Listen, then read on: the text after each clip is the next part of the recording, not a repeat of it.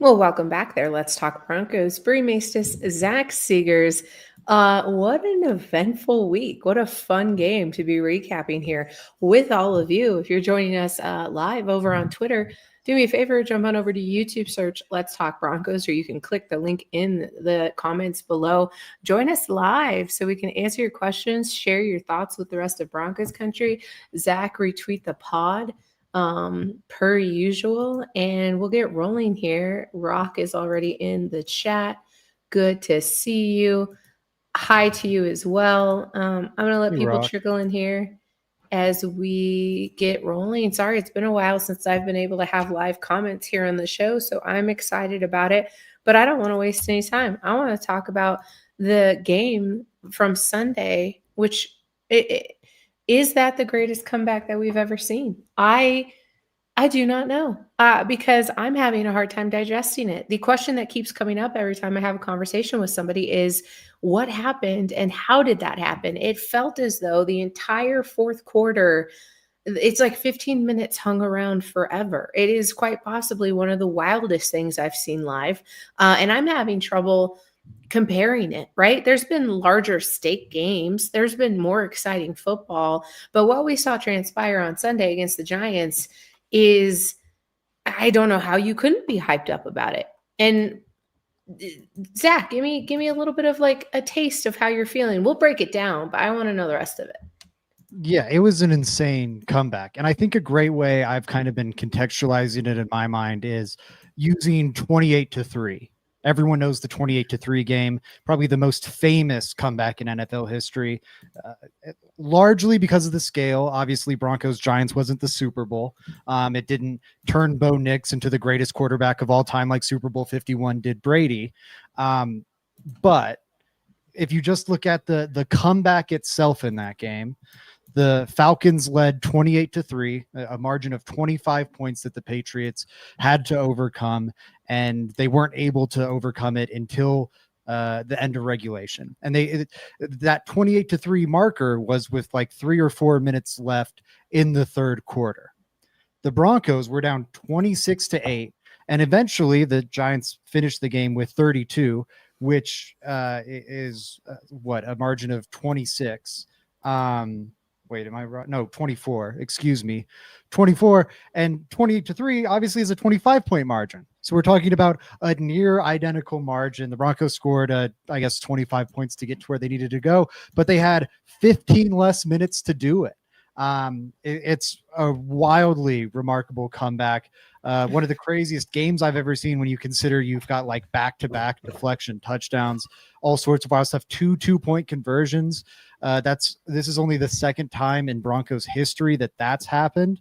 The only time in Broncos history where they were 2 for 2 on 2-point conversions. Shout out 88 Demaryius Thomas.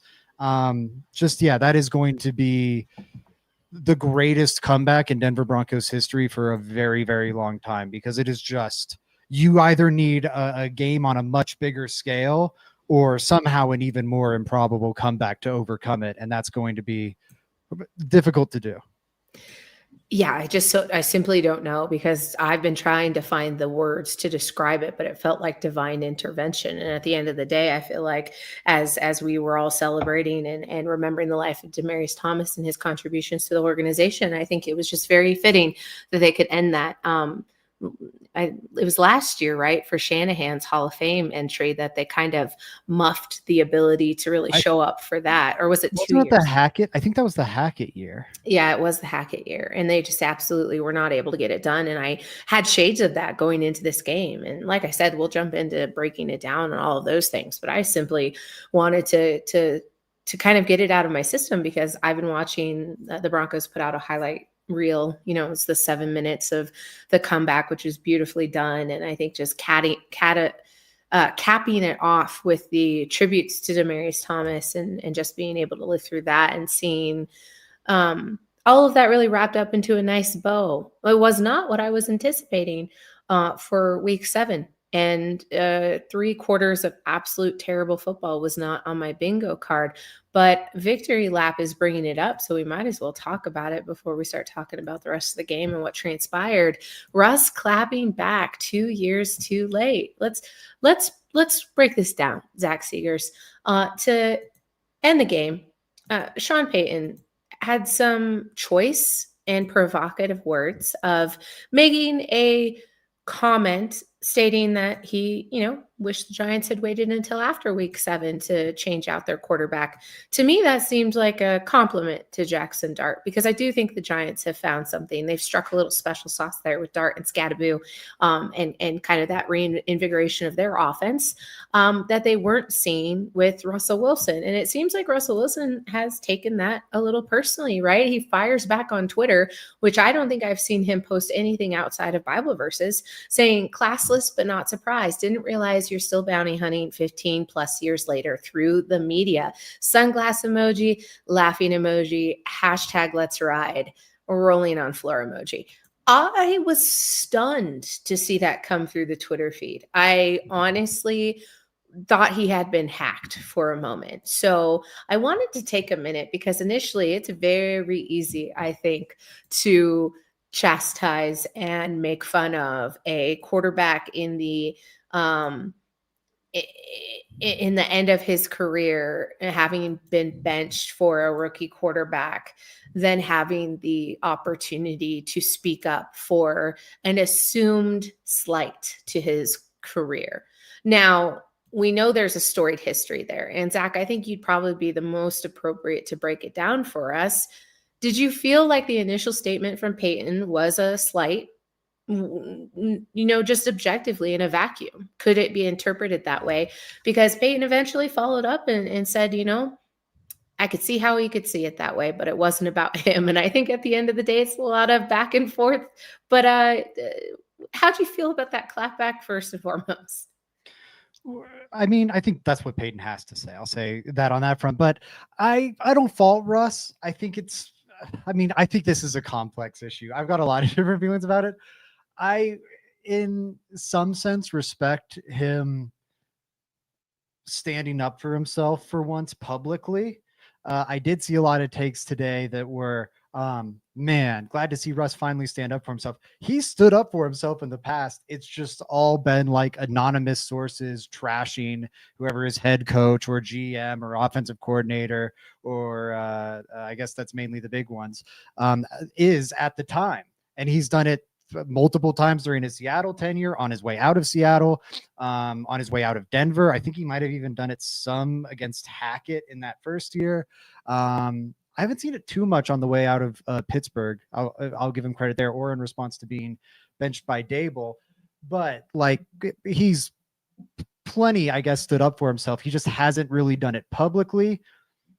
Even then, there's a limit to how much I want to applaud him for it, because he could have just directly responded to Payton's comments. Everyone knew what he was responding to, but he didn't. He just like tweeted it. He just subtweeted it. So even then, I'm like, yeah, he kind of directly confronted Payton, but even then, not really. And it's just like a I don't know. But when we're applauding you for like, wow, he finally explicitly stood up for himself, and it's like a subtweet, I think that is telling in and of itself. Anywho, I don't really care about him standing up for himself. I do think it is a little ironic to, I guess, make this joke about Payton taking shots at him after the fact, when it's like, you've been doing this ever since you left Denver, just not publicly. I guess I think it's more admirable to not do it with anonymous sources. Granted, both sides of this altercation have done it with anonymous sources, but I don't know.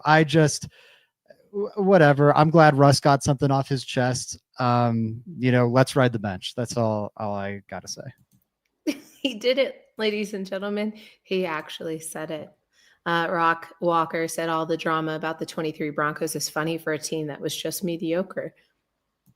I think so. What I loved about this matchup and what has been born out of it is the excitement of a Broncos Giants matchup, because I think going into this game, leading up to it, there was all of the drama surrounding, I guess, misinterpretation of Jonathan Cooper's comments, a enthralling, enigmatic, like, culture showing on social media with Nick Benito and Patrick Surtain, saying individual statements on their own. And to me, it almost felt like, okay, this team is now showing us who they are, and competitive against a team that maybe they're not glossing over the Giants game, because I think it would have been easy to just overlook it. And I think that we saw the exact opposite of that. So if anything came from this, it is the idea that uh, chalkboard material was manifested out of whatever sort of competitiveness these two fan bases and these two teams wanted to have against each other. And I loved the back and forth of it all. Russell Wilson coming in a little late there was just icing on the cake. And I think we'll forever have that to reflect on. I don't think it's going to be a long-standing rivalry by any means, seeing as though they really won't face each other in that much of a frequency like they do the Jets. But something interesting to just munch on as we continue to sit in the glow of a crazy win.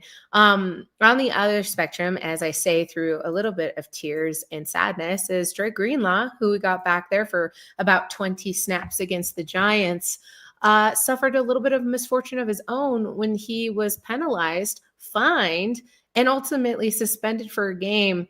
That fine, he was suspended an entire game's worth of pay, which, correct me if I'm wrong, that's like 3 times as much as the usual fine for lambasting the referee is. Like, it's pretty high up there. And I find it to be a little bit extreme, considering now there's no transcripts of what was said. I've been told there's no audio of the back and forth. There's simply Brad Allen's word and another referee confirming as such. But to me, you'd have to say something absolutely out of pocket to not only get fined that amount, but to get suspended. So, Zach, my question to you, do you have any more information regarding that? Because we know the suspension's been upheld. It did go to appeal. It did not go the Broncos or Dre Greenlaw's way, but he's now going to miss the Cowboys game. Before we get into the impact of that, how do you feel about the suspension in itself? Yeah, I think if it were up to me, and I'm biased, of course, but I don't think that seems like a fitting punishment. Now the NFL rule is pretty just hard and fast about it. With if you are threatening an official, you can't do that, and you're going to be automatically suspended 1 game for that action. Now, I think when you look at Brad Allen's resume, he has a lot of notable flubs and like missed calls. And I think especially notably on things that are like objective, not even like the Riley Moss defensive pass interference, but he's the guy who got the call wrong in the Lions Cowboys game over which tackle reported eligible. I mean, it's on camera which tackle did it. He reported the wrong number. It was on him. He still flagged the Lions. Like, he is objectively wrong in that instance. Saying recovery wasn't clear and obvious in the Packers-Eagles game in last year's playoffs. If you watch it back, it's pretty clear and obvious with Keyshawn Nixon. I think that is at least enough, including with the DPI at the end of the game, that he is not the most reliable narrator of these situations. And when we're talking about something as vague as a threat, and I do say vague because is it, I'm going to beat your ass the next time I see you. Hey, watch out. I'm going to meet you in the referee locker room and I'm going to bash your brains in. Like, was it something like that? Yeah, I think you should probably be suspended a game for that. Or was it, man, you screwed me before, which is true. He was the guy who got Dre Greenlaw in trouble during the Big Dom situation in Philly. What if it was, you've screwed me before, you screwed me again today, you need to get your shit together before you officiate another one of my games? Could you describe that as a threat? Absolutely. Do I think that's necessarily a threat or more a player expressing frustration about the pattern of refereeing? I would lean towards the latter. Now, we don't Yeah. know what was said.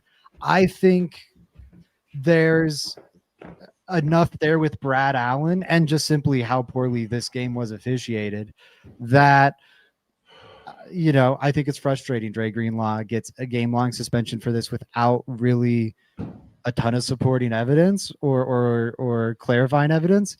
I also think you can't do that. No one is under any illusion that it's okay to run after a ref after a game and yell at them. You're very likely going to get fined for that at the least. So, I agree. I think he bears plenty of the blame himself. I think a game-long suspension for like getting yelled at for 2 seconds feels a little over the top. And I don't know. I like to think if I was in that spot, and I think we've all been yelled at before for like screwing up. I think I would just take it on the chin and be like, yeah, I kind of shit the bed there. I wouldn't be like, Mister, you're gone for a game. But I'm biased. Again, plenty of blood on everyone's hands. D Bronx said, "Why did he throw the flag after the game was over? What WTF did that do?" Well, honestly, that was my favorite part of the entire transaction is that a flag was And fair. thrown, the game is over, and he still has to pick the laundry up, which is hysterical to me because there was this motion of uh making a show of it. I don't know. At the end of the day, had Drake Greenlaw put his hands on him and I don't know, picked him up and shoved him out of the way, maybe I could see there being a case, much like a referee putting a hands on a player. I don't want to get too far down the rabbit hole because at the end of the day, we don't know the sequence of events and we probably will never get a transcript of such. But it looks like Sean Payton is on the side of his player in Drake Greenlaw. And what I love is it ties together a bigger point of this team and its identity, right? We saw it on social media prior to the game. We saw it during the game as Sean Payton was ready and raring to go as he made his way onto the field to object to the DPI call on Riley Moss. And then we saw it after the game as Dre Greenlaw was apt to stand up for Justin Strnad and or the rest of his team in a fashion against what he felt was unjust refereeing. And at the end of the day, that's what I want to see from this team. We saw a turn of phrase. It was the grittiness coming from this Denver Broncos team that we haven't seen in the past. We really would like to see more of it and maybe probably earlier through the matches. But I think what this points to is the rise up of this Denver Broncos team and how willing they are to, I don't know, step up in the face of adversity. They have a long ways to go. There are some things that they're going to need to shore up. And I think all of us can say that we're thankful week 7 is now completed as the Broncos take on the Cowboys next Sunday. There's a couple of comments I just want to sift through real quick. The Spin Zone says Greenlaw seeking him out to yell at him had to be a huge factor. Agreed. Yeah, I think so. I don't know if he necessarily saw that. I think Brad Allen's back was maybe turned to most of it, but I'm not sure. Hunting him down, running after him, however you want to see it as. At the end of the day, Greenlaw's suspension will stand. He will miss the Cowboys game. We'll talk about that a little bit. I just wanted to get through a little bit of the current conversation as we reflect on Sunday's matchup.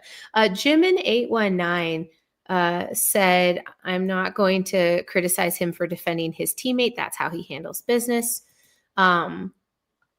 Sure. I feel mixed about that because yes, on one now, I don't mind what Sean Payton did. I think you understand in that moment, this is costing my team 1 yard. And like a manager in a baseball game might get himself thrown out, like a head coach in a basketball game might get himself teed up to kind of make an example or try and fire up the team or whatever. I don't fault Sean Payton doing that in that instance. It cost the team a yard. This instance, I do fault Greenlaw for some. I think it's good you're standing up for your teammate and everything. From what I've heard, the CBS cameras make it look like he's making a beeline for Allen before the Strnad in interaction. So it might not really have been connected to that. It might have been just upset about how the game was called in general. But anyways, like I just yeah, you can't be doing that. I don't know. Like you can't be chasing a ref down to yell at him. Like it's just you can't do that. And now you're out a game and it's gonna hurt your team. Like that's the one thing. Like you stood up for like even we want to say you're standing up for Sternod, like being put out of the way. Okay, that was probably a little disrespectful to Sternod. Now your team's without their best linebacker as they go up against the best offense in the league. I think that's like more problematic. I think that's a good way to move off of this subject as we kind of prep for that upcoming game. But there's still something I want to talk about because I think there's so many great points out of this, but it's going to be very important that what we cover here and then a reflection of what happened on Sunday is that the offense was not put together like they need to be if they're going to face stronger teams. Like Dak Prescott is playing at MVP levels right now. And I'm not going to say the Cowboys defense is necessarily in the same ranking as Denver's, but I do think that they're in a position where they're going to need to make sure whatever happened during the fourth quarter, which may have been determination plus divine intervention plus things clicking, lack of drops. There were some passes, Zach, and I want to throw it to you with what stood out for the offense in that fourth quarter, or maybe even throughout the rest of the game. Like there were some plays that should have worked, but they didn't because the ball was dropped. There was also some cutesiness that maybe had, is better reserved for opportunities in which, I don't know, that you have better momentum. But at the end of the day, you've got the banner here. Can Denver fix its offense? What worked for them against the Giants that they need to carry forward against the Cowboys? It's a tough question. Definitely keep leaning on the run game. I think that's this team's offensive identity. I was pleased that they were able to still run the ball pretty well, against this talented Giants front. This Cowboys defense is a pretty weak one. You should be able to run it this week. That'll also shorten the game, limit the number of possessions. That's something I think you want to do with how explosive this Cowboys offense is. But the big thing, and I think the big talking point this week, understandably, is they need to open up the offense more. And while I fully agree with that statement, there is more to it than just that. Like this is a hyperbolic comparison that is far from one-to-one, but like some of it's also just Bo's playing a lot better in the fourth quarter, and you couldn't just man, Tebow's great in the fourth quarter. Why aren't they opening up that Tebow offense all four quarters? And it's like, well, it's like a myriad of reasons. Also, he's just like kind of playing better. He's just like got ice in his veins or whatever. And like that was a lot of it with Bo. He was a lot better in the fourth quarter of this game, specifically like the last 10 minutes than he was throughout the rest of the game. The first drive, all they did was try and throw downfield. A few weeks ago, everyone would have been mad that they were doing that, not running the ball. Now the complaints they're not throwing the ball downfield enough. Well, in this game, they open it up trying to do that 3 times. And Bo Nix throws 3 inaccurate passes, the third of which is uncatchable. Now, Cortland Sutton dropped that second one. Pat Bryant dropped that first one. But in the same way, there's the old football guy saying like, you got hands on it, you got to catch that ball, or an NFL receiver has to catch that ball. Absolutely fair, and a statement I agree with. An NFL quarterback also has to throw the ball more accurately than that. You should not be throwing like a spacing route into traffic way over Pat Bryant's head. You're exposing him to like a huge hit in his back, and it's going to be hard for that pass to be completed when that happens. Not a fan of hospital balls there, are you, Zach? And that's the thing with the Sutton one. Like you are throwing a pass high and it's late too. Now, I think that might have been the one where the snap was high, so that's not fully on him. But you're throwing the ball high and late into oncoming traffic. Just like, let's all think about that. If you are a receiver jumping into the air and getting blindsided by an oncoming defender as the ball arrives, that's a lot harder to catch than if the ball's like like what a Peyton Manning would do, throw the ball low, protect your receiver.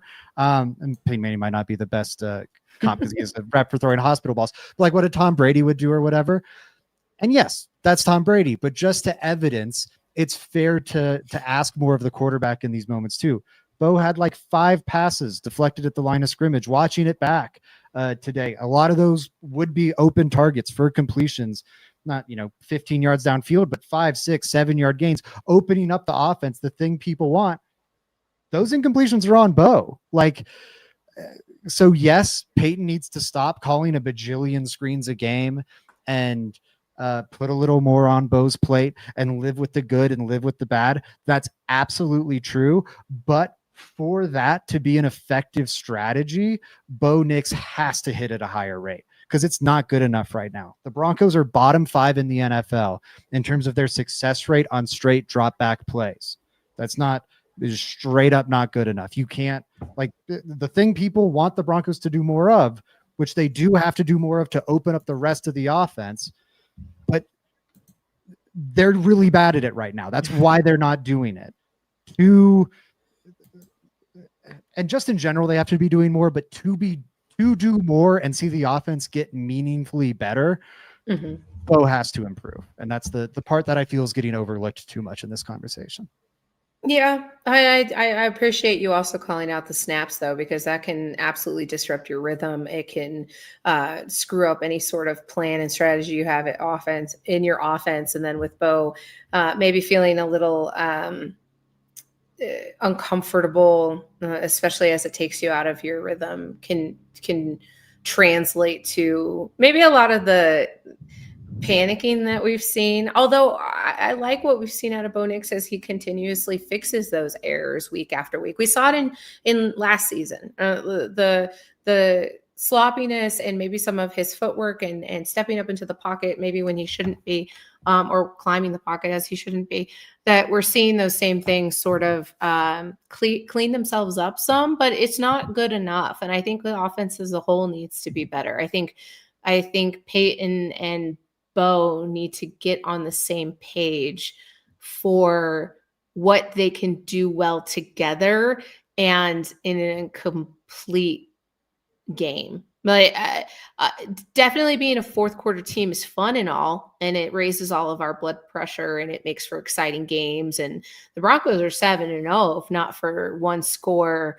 walk off anomalies. So something's working, but it's not working all the time. And we're kind of seeing it roller coaster the offense, which is not a fun time for anyone, but we know they also can't be perfect. So incremental changes. This is going to be one of those games moving into week 8 against the Cowboys. This is also a home game. The Broncos are in the throwbacks, which everyone is very excited about. But I'm worried about this game being, there it is, Zach. It's like you read my mind. A little bit of a shootout. Bo Nix will need to compete alongside Dak Prescott. And there was a comment here I wanted to pull up that background said, I really think the only chance we win this game is to win time and possession by a lot to keep their offense off the field. I don't know, but I trust Sean Payton to do that. I feel like that is a pretty important key of the game, really in the game of football. Zach, how important is time and possession for you upcoming on Sunday? I don't think it's super important. I think you don't want to get shredded in it. If your defense is out there a lot more, that's obviously going to be very bad. You want it to be if you can keep their defense out there a lot longer, that's obviously great for you. I think it's more about limiting the number of possessions, in my opinion, because this Cowboys offense, especially if they get in a rhythm, they can score at a very high clip.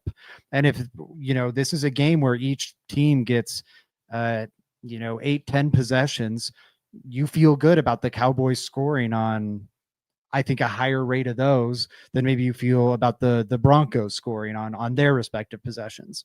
And so I think in that respect, you do want to chew the clock and keep their offense on the field. You don't want to give them a ton of possessions because that's how you can get into trouble against the Cowboys. But I don't think you want to play into their hands with a shootout and just slinging the ball all over the yard, because like Bo's going to get outgunned in that game. Even if you are the biggest Bo Nix fan in the world right now, Dak Prescott and Patrick Mahomes are probably the two best, are playing quarterback at the highest level of anyone in football right now.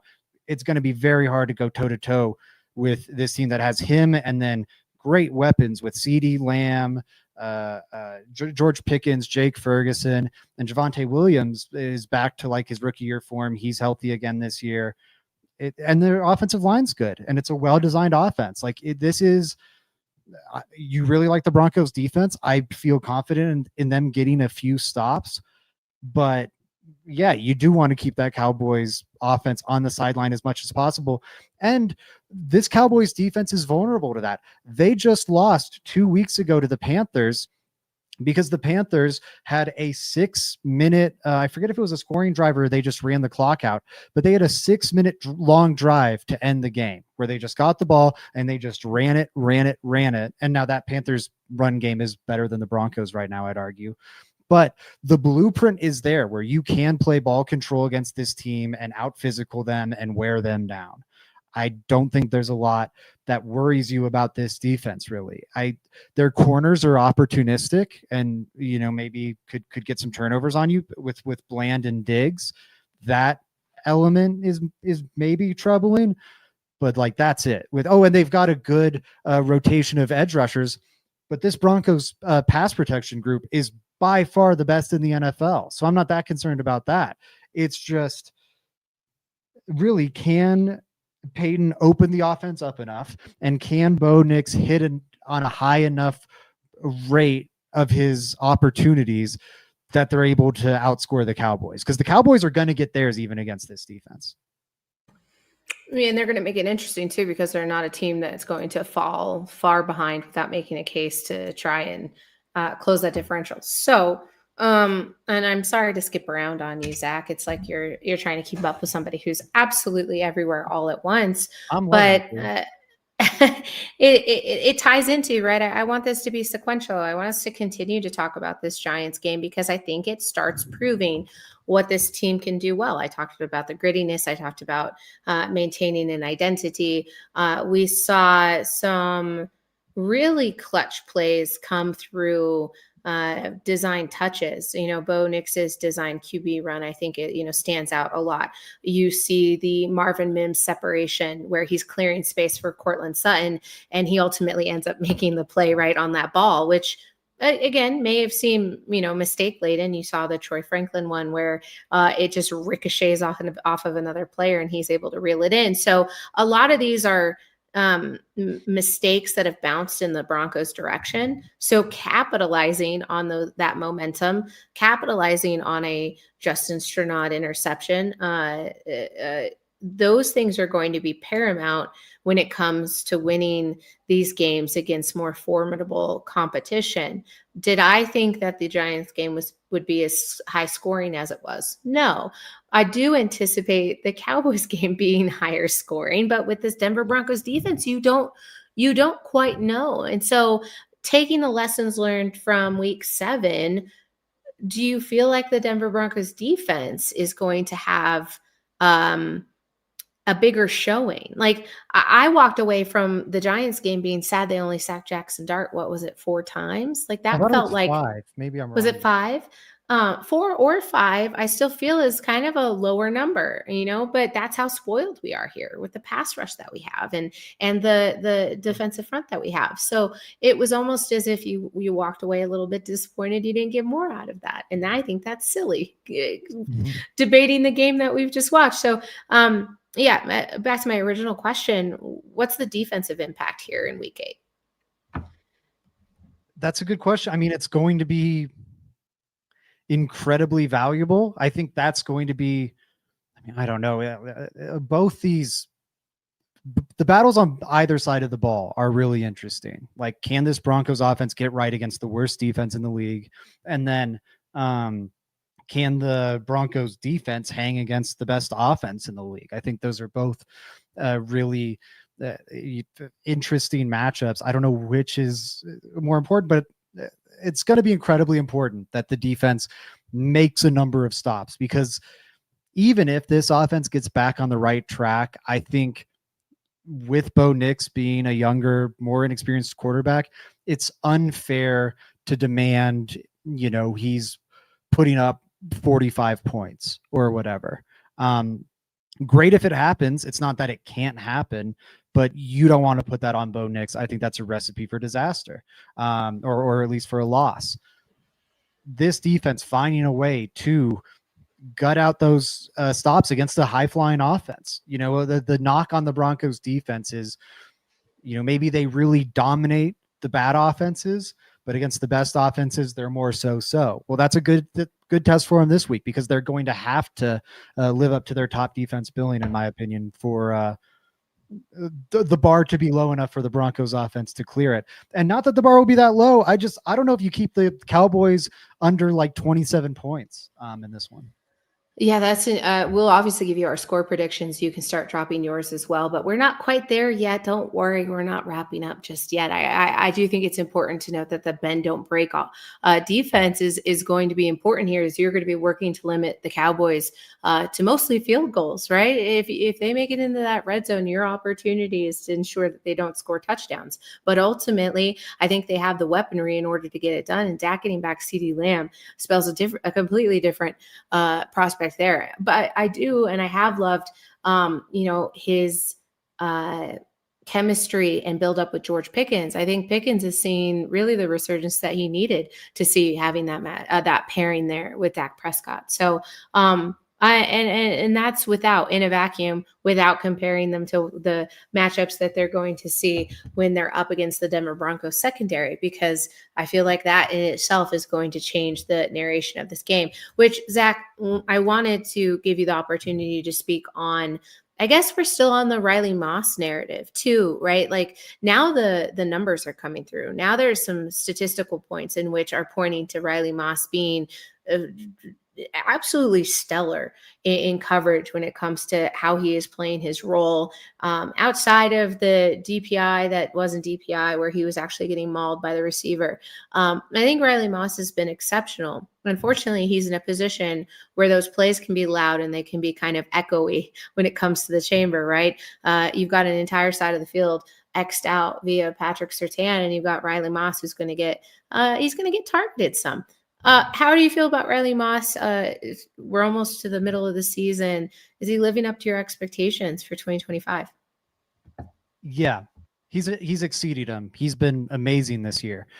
He's allowing the lowest completion percentage in the NFL when targeted, 39% completion percentage when balls are thrown his way. And yes, he's allowed some big plays. That's the structure of the defense. I hate to break it to y'all.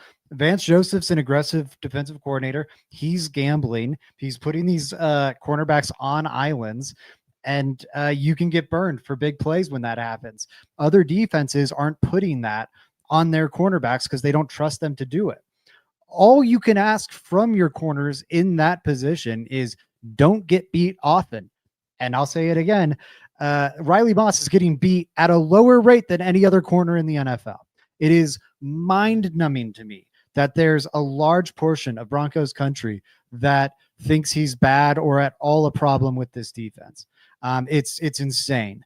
Like Josie Jewell had a bad rap where he was like a quality player on the defense, and people massacred him online because he couldn't cover Travis Kelce one-on-one. Yeah, this is even worse because Moss is an even better player, and he's talked about the same way. And it just, it's crazy to me. Like, why Jaquan McMillan or Jahdae Barron, who, like, I don't think they're huge problems, but have undeniably been lesser corners than Riley Moss this year, don't catch near the heat Riley Moss does, is beyond me. Like, it's so confusing. That's my little rant. Anytime I hear someone talk about like Riley Moss being a problem with this defense, I just kind of like disregard their opinions on football. I'm going to be honest. I hear that and I'm like, oh, okay, cool. I know where we're at. I will say Pickens is a tough matchup. He's going to be tested this week, not overlooking that. And I'm curious to kind of transition a little into what I'm watching for. I'm really curious to see how these Broncos corners are deployed against these Dallas Cowboys weapons. Jake Ferguson's a great receiving tight. I'm starting with like the lowest wattage option, but Jake Ferguson's a really exciting receiving tight end for them. The Broncos have deployed Jahdae Barron a lot to be like this tight end eliminator. Do they do that? Or maybe not, because you're worried about this Cowboys run game and you don't necessarily want to substitute a linebacker for a cornerback. Like that element's interesting to me. How do you go about the George Pickens thing? Because CeeDee Lamb lines up all over for the Cowboys offense, but he's predominantly in the slot. Do you have Patrick Surtain follow him in there? If so, who's the other outside corner? Is it Jaquan? Is it Jahdae? Is it Chris Abrams-Strain? That's interesting. Like how, or do you leave Surtain on the outside and maybe have him deal with Pickens, protect Moss that way, and try and give a lot of help to Jaquan or whoever on the inside to deal with CeeDee Lamb? It's such an interesting puzzle, I think, this Cowboys offense and how you want to try and defend it. I think Vance Joseph and Jim Leonard are some amazing defensive minds. I bring up Leonard because he's the secondary coach and we'll be thinking up the coverages and the plans there. And I can't wait to see what that matchup looks like, because I think this is a very exciting cast of weapons and a very exciting coverage unit. I think this is one of the first years that I haven't been, knock on wood, terrified of the absolute depth that exists within the Denver Broncos defense. I think you have so much interchangeability and versatility when it comes to that. I'm glad you mentioned Jaquan McMillan, obviously having a really, I think, a solid year there in the slot. I think it's important to note that Jahdae Barron isn't there yet, but the ultimate goal of rolling out a rookie for a slow start is that you're able to kind of build upon what he does well and see where his matchups and strategy lies. I am beyond tickled at the addition of Talanoa Hufanga, and I think just the absolute stellar just increase in athleticism and talent and veteran prowess that we've seen with his work into this defense. He is making opponents latch on for dear life and probably pray to the gods that be that he doesn't run them over. So at the end of the day, I'm not too worried about the secondary in the matchup, but I am interested to see who's matched up where and if they end up flipping that at all, because I think this is a matchup where you do have to get a little ingenious when it comes to who is where. It's not necessarily that someone's going to be following George Pickens all game long, Zach. I'll just say, because you brought up Hufanga, who has been amazing, a good break for the Broncos. They will have, at least from everything I can see on the practice reports and whatnot, they should have Brandon Jones back. He got, knocked out at the end of that last game. I think he didn't return because he must have been like in concussion protocol and there weren't that many defensive snaps after that point. But I was worried that he was legitimately concussed and we'd be seeing whether or not he'd be back this week. Wasn't on the injury report at all. The only Broncos that were Mike McGlinchey, who was a full participant in practice, so he's good to go. And Jonah Ellis, who was a limited participant, but after 2 straight weeks of not participating in any practices at all, that's a good sign. They're going to need the pass rush this week. Yeah, absolutely. I'm so glad to see that the injury report, as Zach mentioned, is fairly clean. Also included a full participant in Mike McGlinchey, who went down and was, the emotion out of him was scary. I thought perhaps he had suffered a debilitating season-ending leg injury. And I'm not to say that a high or low ankle sprain isn't entirely uncomfortable, but he re-injured it again. So something to monitor going forward, but you're absolutely right. Jonah Ellis being a potential to play. And then the clear for Brandon Jones. What a scary play and a scary hit for 2 of those guys who just did not see each other coming. And Brandon Jones got the majority of that kinetic energy. And I'm so glad that he is okay and he was not listed on the injury report. So that is something to watch moving in. Yeah. Another fun tidbit on this, Bree, or not so fun tidbit, I don't know, depending on how you want to frame it. Jackson Dart has a weird tendency of doing exactly this against teams that wear orange and blue on the road. or on the road against teams that wear orange and blue. Really weird. I know. Against the Florida Gators last year in the swamp, Jackson Dart is attempting to lead Ole Miss on a comeback. He drops back, he throws, and it's an interception. Oh, wait, it's dropped by the defense. It's not an interception. He drops back, he throws again. It's intercepted. Oh, wait, it's dropped because two Florida Gator defenders collide with one of the defenders being concussed, or at least entering concussion protocol, being knocked out of the game. Jackson Dart in that game threw an interception. The third one wasn't dropped.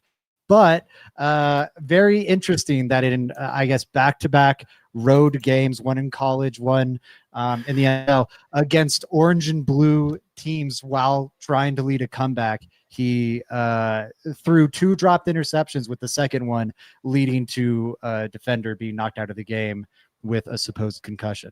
I just think that's weird and kind of funny.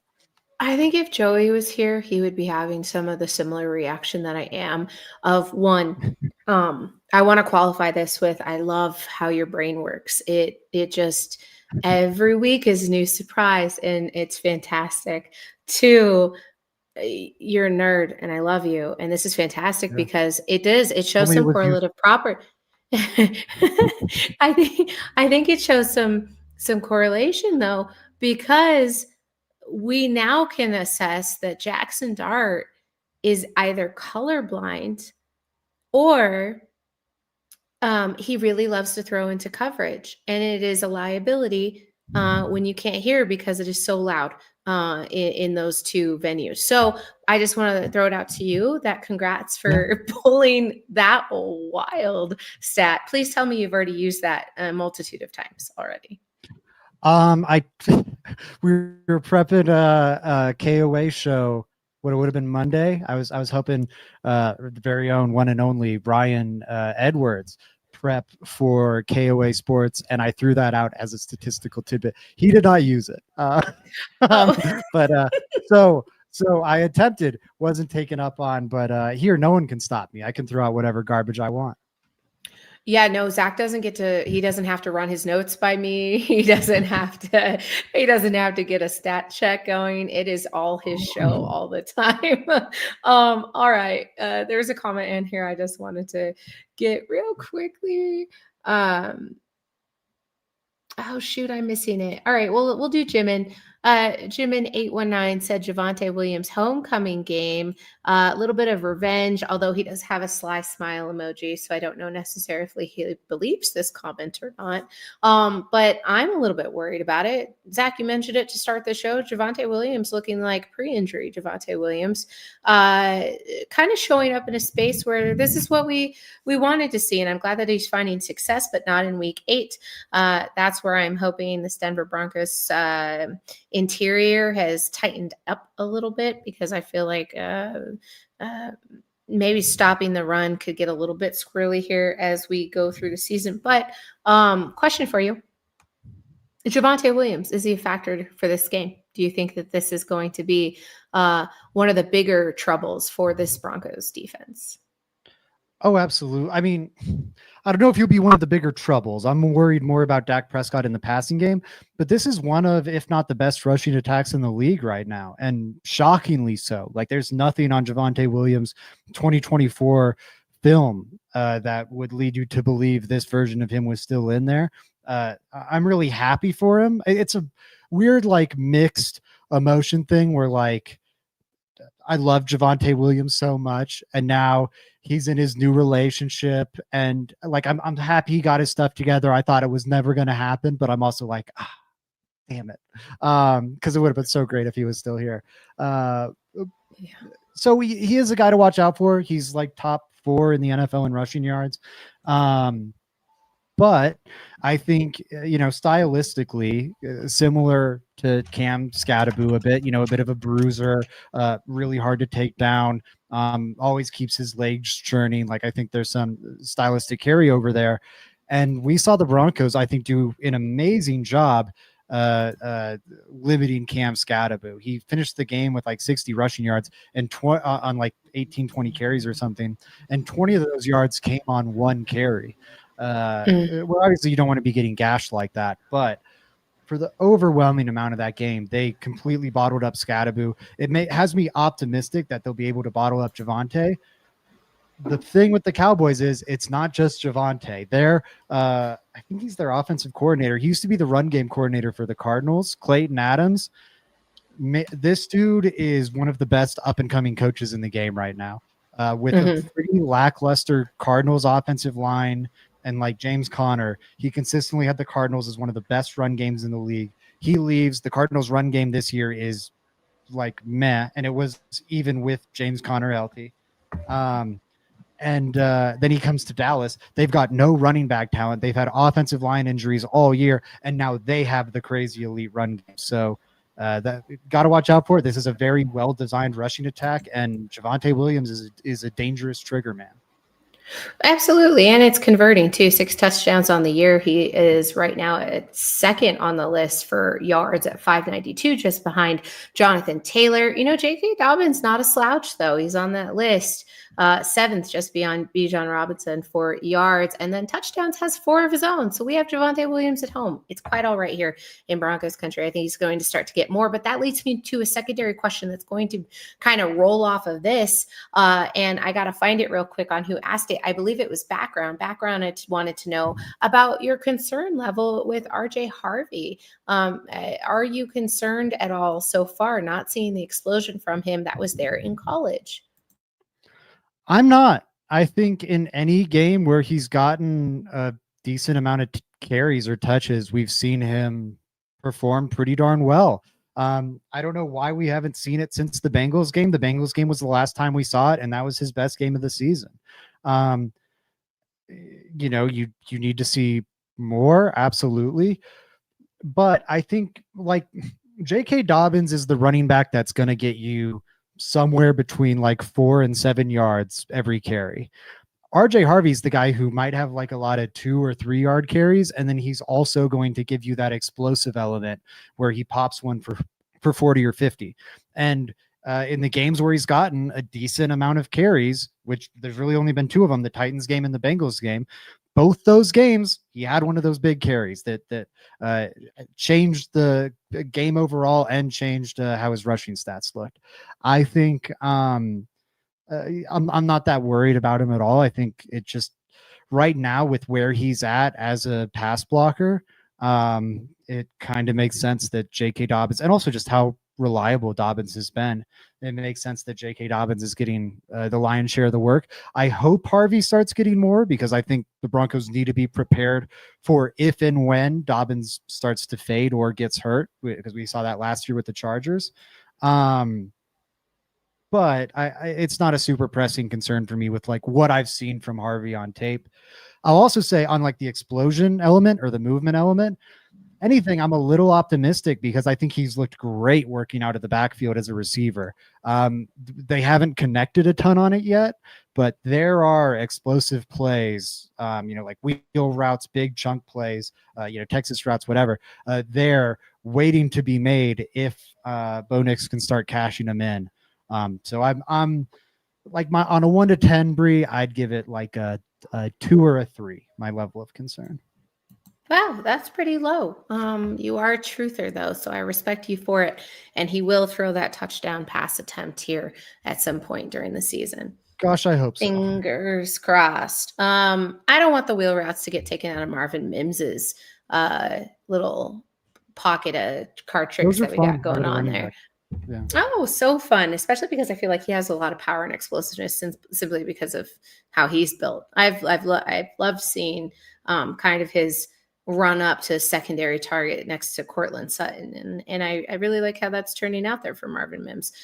We can go in so many directions right now, but I did want to ask if there was anything else that you are looking out for against this matchup against the Cowboys. Oh, man, that's a good question. I think we already talked about it. The big thing for me is, do we at least see the attempt to adapt this offense and open it up some more? I think there's a good chance it doesn't work. I kind of laid that out earlier, how, there's kind of a reason they haven't been doing more of this, although I do agree ultimately that they do need to be doing more of it. today Sean Payton was asked about the screens, and he was like, kind of shut down the idea of them being problematic or about the offense, kind of being too conservative.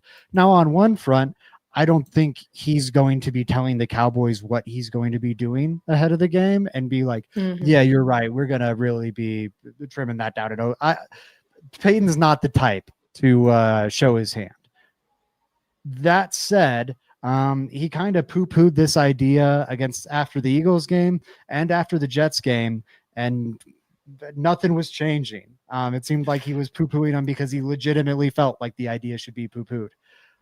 That's what I'm really watching in this one. Like, man, it might not work, but I want to see the attempt of like opening it up, trusting Bo Nix, because this team's got a much shorter shelf life if they're not going to do that. Absolutely. It'll be one to watch. And we've talked about specifically here on Let's Talk Broncos is the Broncos can't really win out on this next stretch, but they could. And this is the game that I think is really going to turn it. If they do drop this one, I think they go into Houston and win handily there, just in time to come back to face the Raiders. So we'll continuously go through what that looks like and as the tides turn. But being on this streak is really exciting. Yes, Zach. On that point, Brie, before we get to predictions, I was looking at the schedule some today, and I think the Broncos will be favored in their next 3 games. We'll see about the Texans one. They're favored this week. They'll definitely be favored against the Raiders. It's that Texans one. We'll see.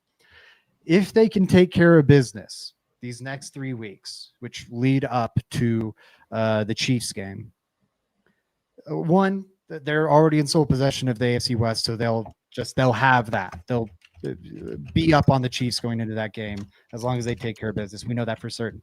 But if they can take care of business and the Chiefs drop one of these next 2, which they play the Bills, there's a plenty decent chance they lose that game. We could be looking at a Broncos-Chiefs matchup a few weeks from now where the Broncos have a chance to give themselves a 3-game lead with 7 to play over the Chiefs. Mm-hmm. And there'll be a remaining matchup in there. But as long as they can take care of business over this stretch, get a little help from the Bills, man, that week 12 game against the Chiefs has potential to just be, or week 11, I think it is, but either way, has potential to just be crazy huge for the Broncos. I just major implications. Major implications. I'm glad you did, because then it gives us this even more of a bigger emphasis of how important it is to put the not dropping one may actually be the case here, as you can't afford to do so. I think this team has gotten pretty serious though. And I saw a meme not too long ago that said, the Broncos are Super Bowl contenders if they stop fucking around. And I think that's pretty appropriate for where we find ourselves right now. I also did love, and I want to give a shout out to a friend of the program, Mario Vitanzi's tweet, where he said, I just don't know why they can't score 33 points every quarter. I also do not understand why it cannot be that easy. Zach, bold prediction time from you. I'm still trying to decide what mine is. Do you have a bold for the matchup against the Cowboys? Yeah, I think I do. Man, it's scary going out on this limb.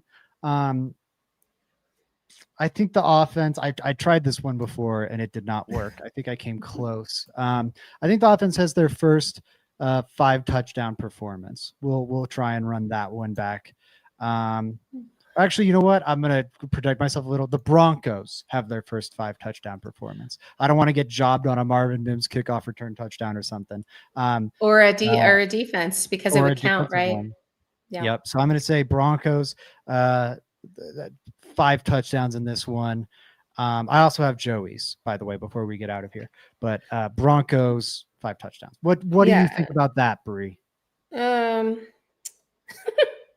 I don't know. I get so scared. At least 35 points. Yeah, heck, why not? I think it's too rich. I don't think it's going to be 5. I could see 4, no problem.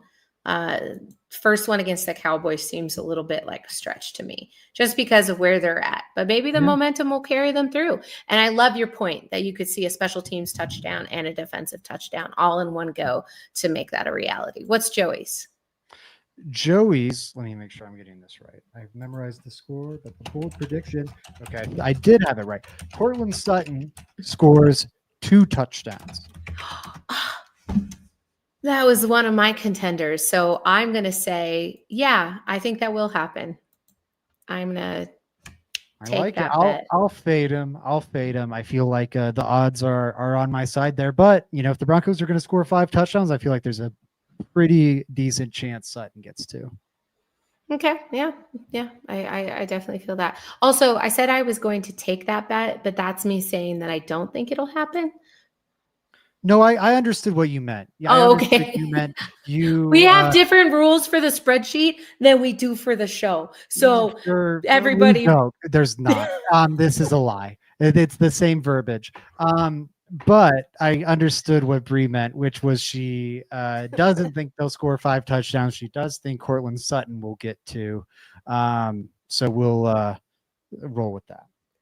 Fine. Ladies and gentlemen, I am still with it. Like, I'm barely getting my voice back and I'm squeaky and it sounds like I'm more hysterical than I am about it. And it frustrates me every single time because I think I get it. It's like when you think you understand something to like a high degree and you don't, you never will. And it's fine. I think the Broncos defense forces a critical late game turnover. I think this is where you see the shift here in Broncos country. They haven't been big in the turnover game, and I think they get either fumble, strip sack, interception, pick 6. So they're going to score a touchdown off of a turnover in Sunday's matchup. That is my bold prediction. And when you say touchdown off of a turnover, you mean on that play, not they get an interception and later that drive they scored. Correct. Yeah, it would have to be off of the actual play. Okay, defensive touchdown. I like it. I'll fade it. I hope you're right, because I'll say this right now. If the Broncos get a defensive touchdown in this one, they're winning this game. But I'll in my opinion. But I'm gonna fade you on this one. I really hope you're right though, Bree. They feel due for some takeaways. Yes. All right. Sounds good. Joey will have to put his answers in the document, which I doubt he will do. He was sitting next to me but during the game, and I pulled up the spreadsheet to enter mine, and he said, "Oh, I don't do that." So on record, Joey has taken all of the bets. None of them. Oh, he's taken none of them. Right. He's taken none of them, which limits how many points he can score, and that's fine. I'm not too hung up on it. Next year, we'll probably just keep it the 3 of us because this has been a pain in the butt for me to track. But I'm pot committed at this point, so we'll get through this year and then we'll figure it out from there. You can't. I love how Zach does not look at the giant sub sandwich and say, "No, not today." He just bites into it. Zach, what's your score prediction? I'm like Shaggy in more ways than one. My score prediction today, I'll also say Joey has the Broncos winning 28-7. I've picked the Broncos in every single game this year, Bree. I'm not picking them this week. I hate to say it. I hope I'm wrong. I don't want them to lose in the throwbacks, but I've got a sinking feeling about this game. I feel like it's going to be hard for them, this offense, to hang with the Cowboys. I feel like they kind of were lucky to win these last 3 games, and things have a tendency to kind of regress back to the mean. I'm going to go Cowboys. I'll just reverse Joey's. I'll say Cowboys 28, Broncos 27. I thought you were going to say Broncos 7. And I was like, what? I thought you were going to say it was going to be a discrepancy of the highest caliber. The offense doesn't figure it out whatsoever. Mike Dub says 24-17. Obviously, Mike Carmelini over there. And he's picking the Cowboys. He agrees with you. Watch us eat some humble pie after the game on Sunday, hopefully. Well, my score prediction is for the Broncos to win 28-24. But I this is a game that I feel like they could easily drop. And I think a lot of it has to do with the sheer Mile High Magic being used up and needs a little bit of time to recharge. we're obviously just past the new moon here, and I think that it needs a little bit more time before it's ready to get another home win. But I just, in the throwbacks against a Dallas Cowboys team coming off of that win with that type of energy, oh my goodness, it's going to be hard to talk about it. But we'll be right here with you on Let's Talk Broncos. What are you shaking your Sorry, head just at? before you sign off, the Broncos haven't lost to the Cowboys since like the early 90s. So if you want some, 95.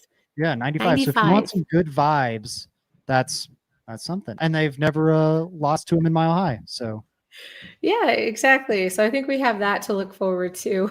Um, I don't want that streak to end. I don't think that's one in favor that I'm necessarily fond of. So we'll be back with a recap after the game so that you can find it here, catch the reaction, and then all of our Broncos programming right here on the network, including altitude adjustment and full field read. That'll do it for Let's Talk Broncos, and we will see you later.